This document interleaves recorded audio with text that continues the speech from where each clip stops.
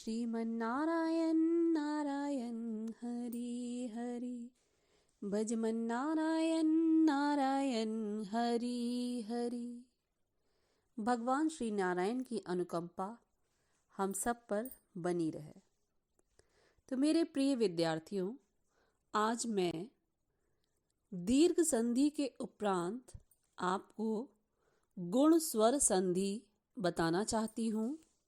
गुण स्वर संधि का सूत्र है आद गुणः। इसका पहला नियम है कि यदि आ या आ के बाद ई,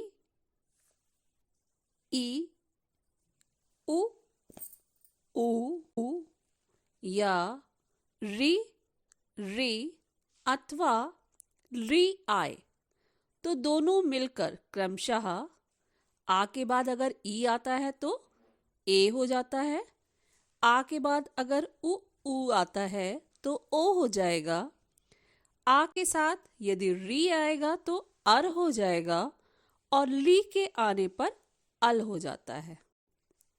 अर्थात यदि आ या आ के बाद ई या ई आती है तो दोनों मिलकर क्या हो जाएगा, ए हो जाता है।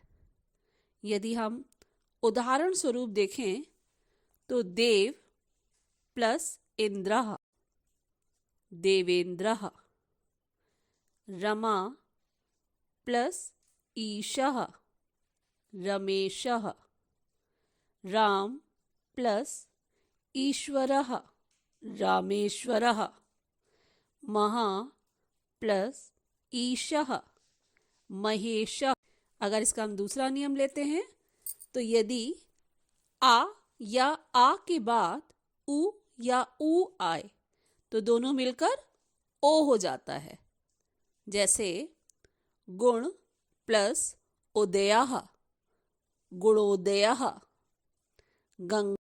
गंगा प्लस उदकम, गंगोदकम, विद्या प्लस उन्नतिः, विद्योन्नतिः, गंगा प्लस ओर्मेयः, गंगोर्मेयः।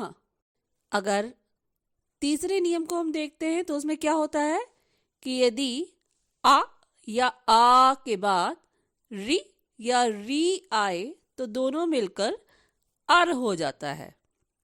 जैसे देव प्लस ऋषि, देवर्षि, कृष्ण प्लस रिद्धि, कृष्णरिद्धि, महा प्लस ऋषि, महर्षि, राजा प्लस ऋषि, राजर्षि। इसके चौथे नियम को अगर हम देखेंगे तो यदि आ या आ के बाद री आए तो दोनों मिलकर अल हो जाता है। जैसे तव प्लस लकारः, तवलकारः। अब इसके बाद आपने ये गुण संधि समझ ली। इसके बाद हम अभ्यास कार्य की बात करते हैं।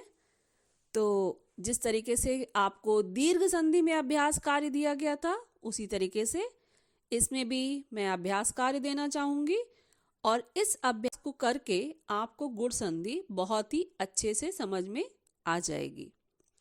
तो आप अभ्यास कार्य नोट कर लें। गण प्लस ईशः, महा प्लस उदयः, महा प्लस इंद्रः, यमुना प्लस उदकम, उमा प्लस ईशः।